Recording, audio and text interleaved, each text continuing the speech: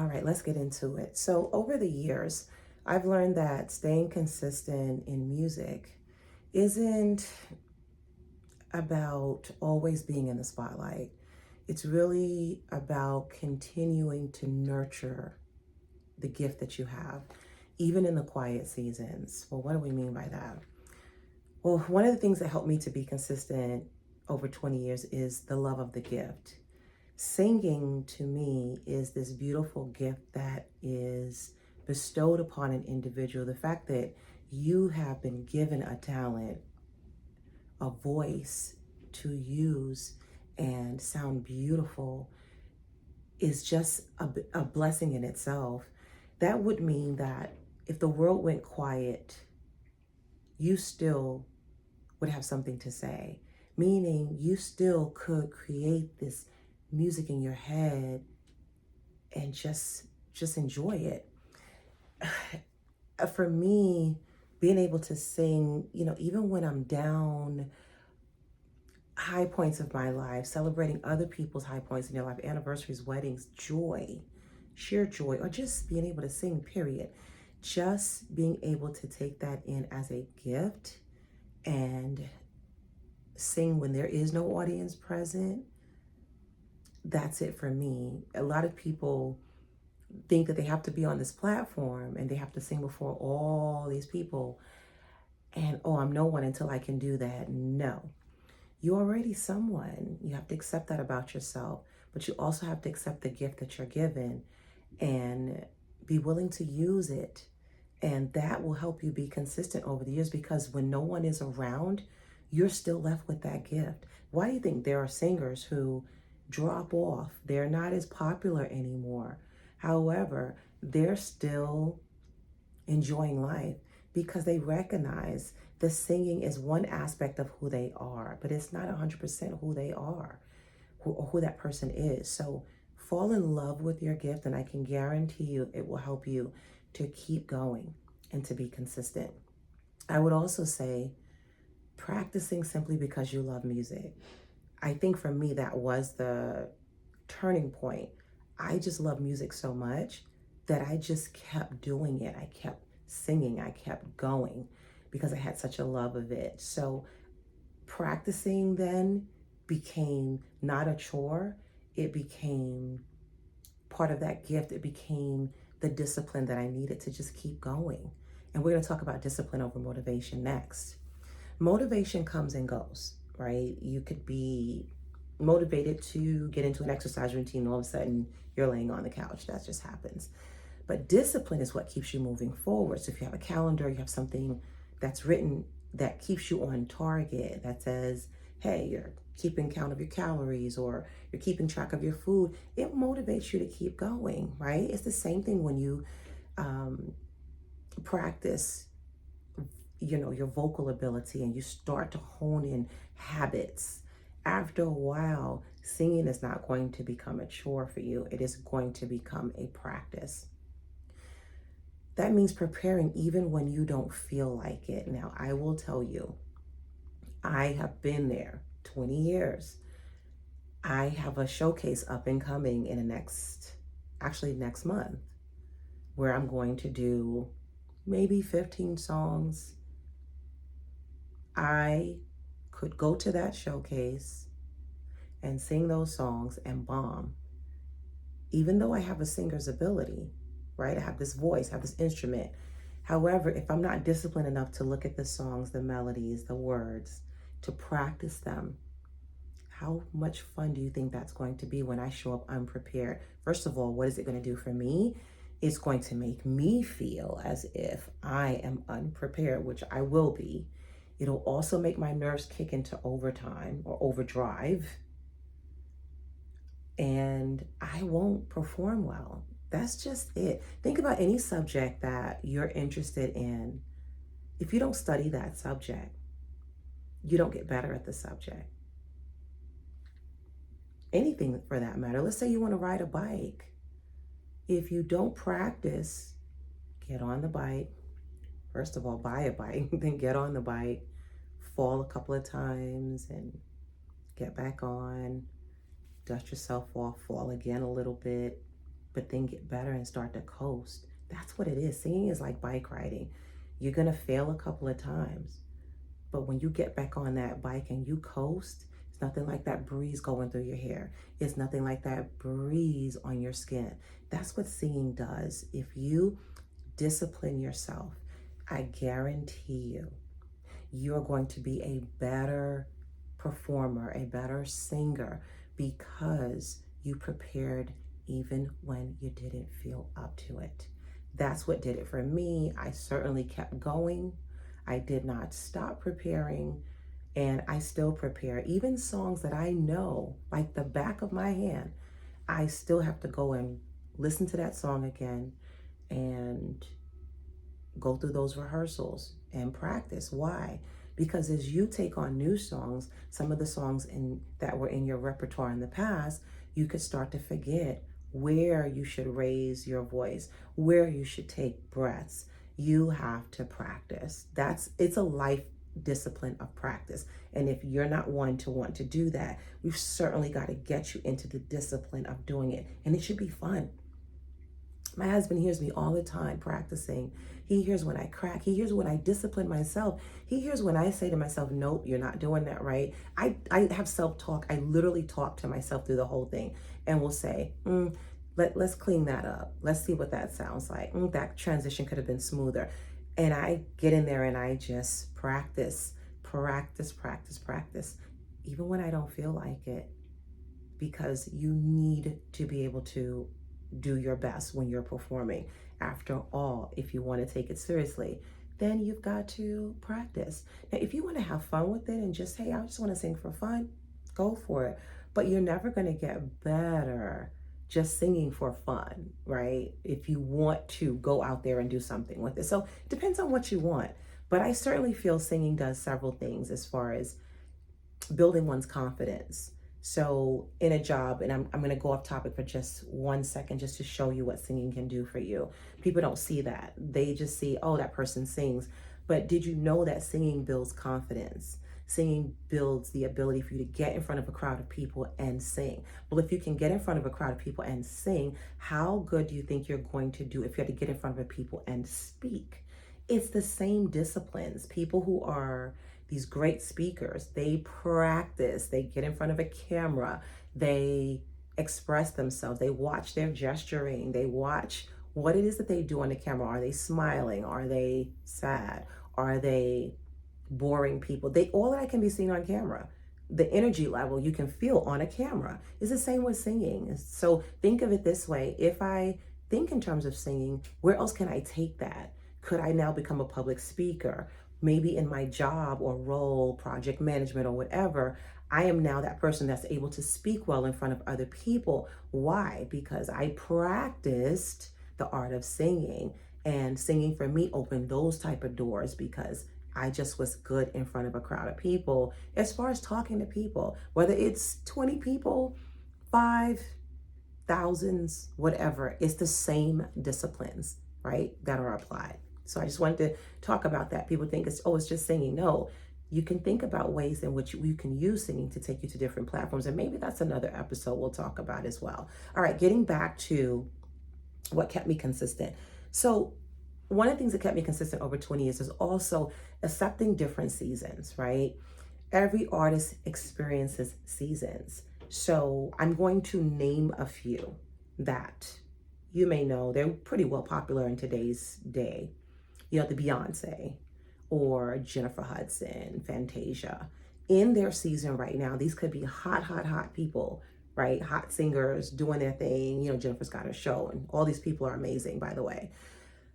But if you're not performing often, you're not getting better. Why do you think they're such great singers? They perform all the time.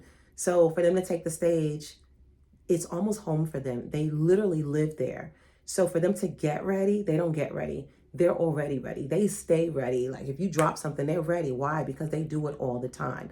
But that's their season. Now let's just say there's a cooling period. COVID comes back on, you know, God forbid, but let's just say that happened. How well do you think these people are going to be at, you know, taking that stage, maybe they still going to be good, but you lose something in terms of performing live, because to perform live is where you get to see the people and look at their expressions and see if they're going on that musical path with you. So singers have different seasons. So their seasons could be that they're no longer singing anymore. They're teaching. They used to be a singer, but they can't get a gig, or things have kind of dried up. Maybe now they're going through the teaching phase where they're going to start teaching people. Maybe they go through the writing phase where they're going to start writing music and helping others get out there. There's different seasons that people are in. And then there's the resting and learning season where they take a break from that hard work and they look back at their catalog and see exactly where they are, what they've done. And I will tell you, it is very difficult for a singer to not critique themselves. I said in another episode, I could look back and see some things that I've done, and I'll want to go, maybe I wanted to do that a little different. And then you'll get an opportunity if you get another gig, because you'll say, you know what, the thing I wanted to fix or clean up a little bit, now I get a chance to do it. So there's just different seasons. But think about this when it comes to consistency. Consistency doesn't mean doing the same thing all the time. It means staying connected to the craft. So in music, how are you connected?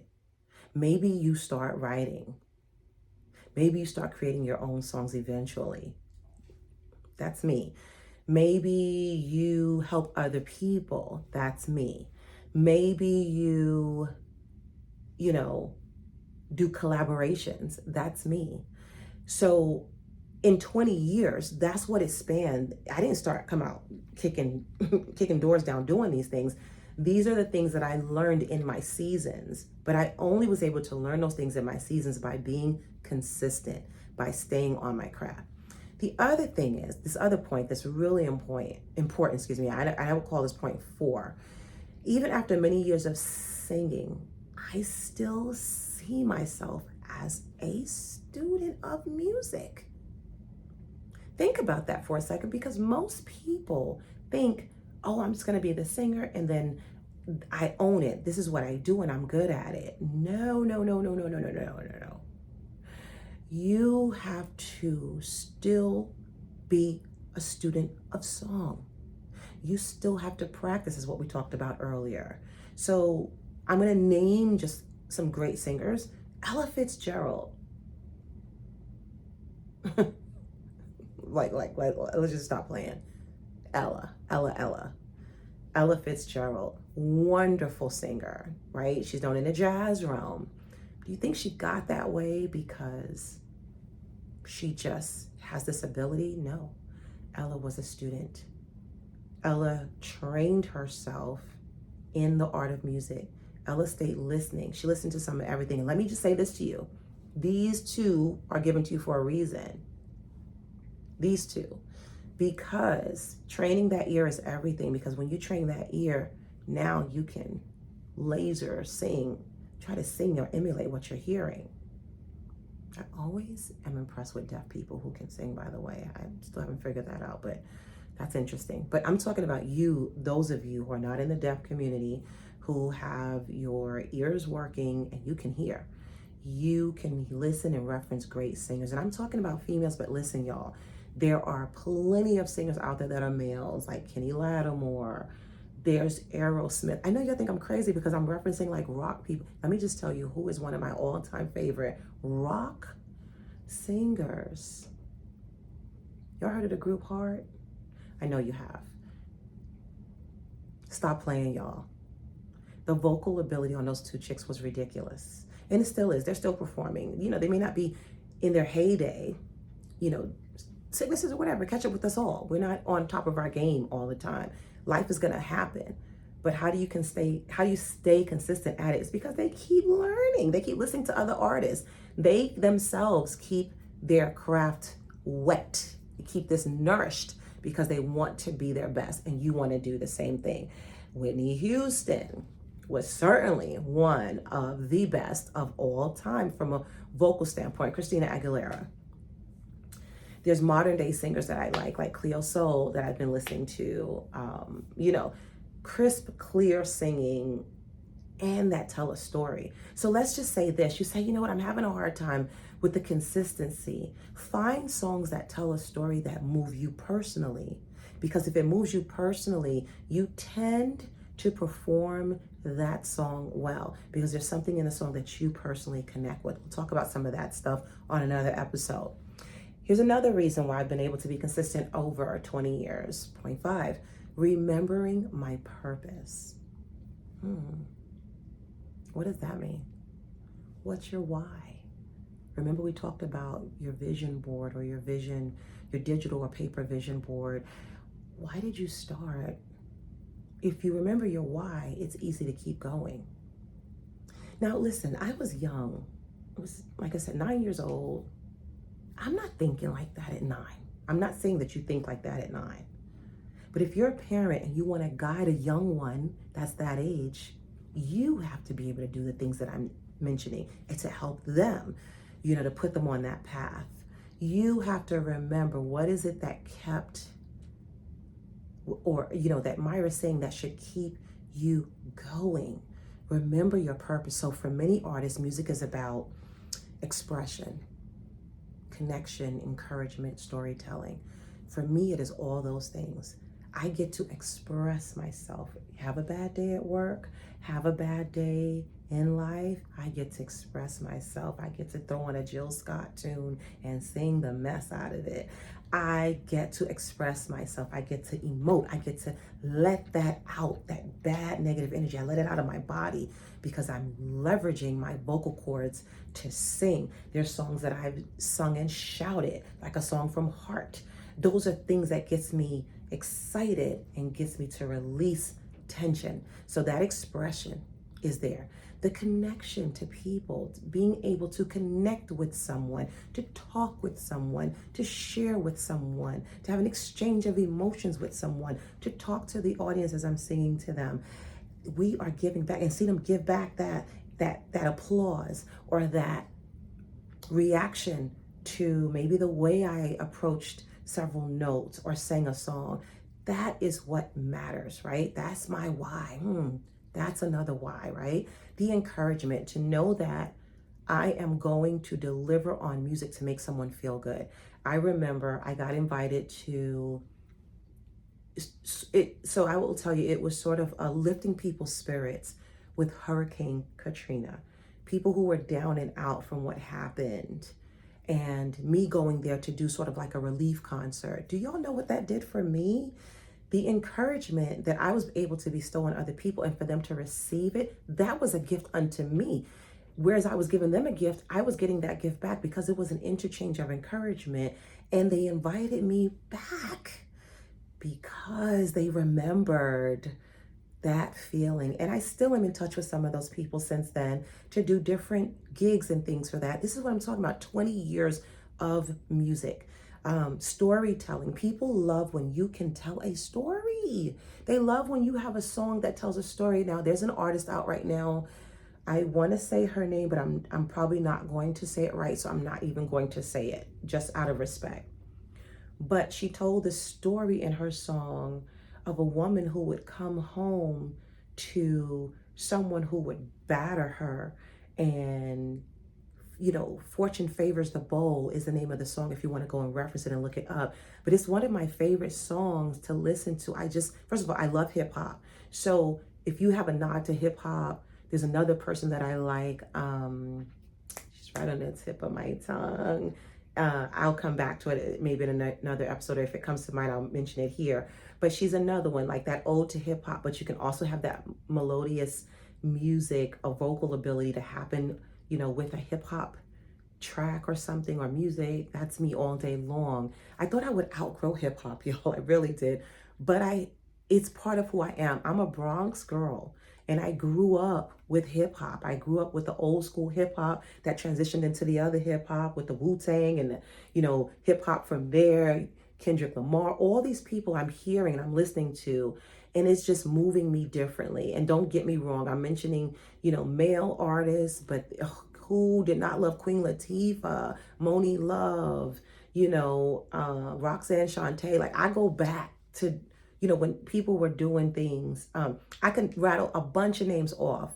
For the sake of time, I'm not going to do that, but I'm just saying I just love my hip hop. So hip hop I love because they tell stories.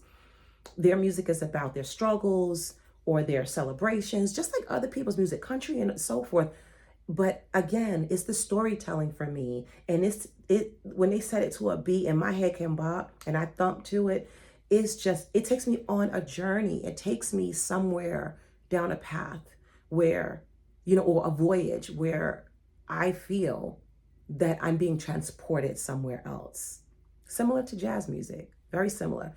All music should have that ability to tell a story or make you feel good. So if you can sing that to someone and touch them with that, a lot of times they connect with you. Whether your genre is rock, country, whatever it is, pop, whatever it is, the music connection has to be there. The storytelling has to be there. So I would say take a moment and just reflect on when something made you feel good, whether it was a party, a celebration, a milestone, how you felt. It's the same thing that music has done for me for over 20 years. It's like I'm at a party. It's like I'm celebrating. Every time I take that stage, I am celebrating. Every time I don't take the stage, I am celebrating. If I'm singing in my house, my bathroom, whatever, I am celebrating the gift of music.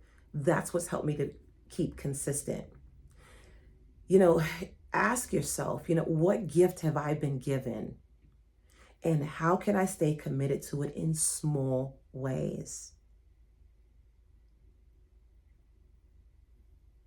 I certainly have sang the same songs over years, some of the same songs over years. And I still love those songs. I can sing Come Share My Love by Miki Howard 1,000,001 times. And I get up there with the same energy, just like I'm singing a song for the first time. I love it. I just love it. You've got to find that song that makes you feel good, that you just love. And maybe that helps you stay consistent because you keep at it. You keep, singing it. So I'm going to say this to you.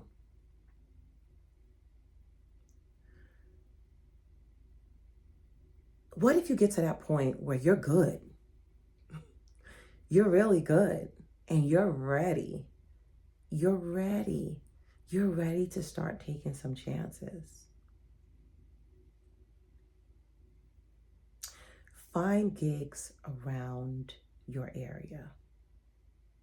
But I would say first, start small. Let me retract that. Start small. Have a little function at your home and tell people, listen, you're just going to have a little luncheon or dinner and you want to do something special for them. Don't tell them what it is. You're going to make yourself nervous. But maybe get your music track ready. Get a small setting so you don't need a microphone. First, practice the song very well, right? You say you're ready. I'm talking about people who are ready. And then perform the song for them. Even if you have to look at the lyrics, because your nerves are tense, you're tense, they would appreciate it. But watch the room and what you get as far as what people say. When I say you're ready, meaning you're good enough. You're ready. Ready, y'all. Ready. You've heard it from people. Oh, you sound good. Oh, you're just humming. Girl, you ever thought about singing? Those are comments that can touch you to move forward, to start down that path, to start the journey into the world of singing. If it's not singing, do you play an instrument? Because everything I'm saying is the same thing that's applied to an instrument. It's the exact same thing. You have got to practice. You have got to have a love for it, and you've got to want to stick to it. Even if you sound like garbage every single day, you got to keep going, keep going, keep going. If you hear, though, let's say you recorded yourself and maybe a month from now, you've been doing the same song, and you hear where you're starting to get better, Yeah, that is how it's done. But you also have to be honest with yourself to hear yourself and what you really sound like. So just make sure you're honest with yourself. If you really think you have the ability, then I would say go to the other episodes where I mentioned how do you get out there? What do you need to start doing? And I just want to say thank you all for listening today to Notes from a Songbird podcast. If you can tell, I am very passionate about what I do, and I'm just happy to share with you all what gems I have from doing this for 20 years plus consistently. That's the key. You must be consistent. When you are going to reap the benefits of a Patti LaBelle career, of a Beyonce career, of a Hart career, of a Maxwell career, of a Kenny Lattimore career, of a Bon Jovi career, of a Dolly Parton career. Like every genre, I could name someone who consistently stayed honing their craft because they fell in love with music and they will not let it go. I wish you well on your journey and wait till you see what I have in store for you for our next episode. Till then, have a good evening. I hope you had a good day. Have a good morning. And I wish you a good night.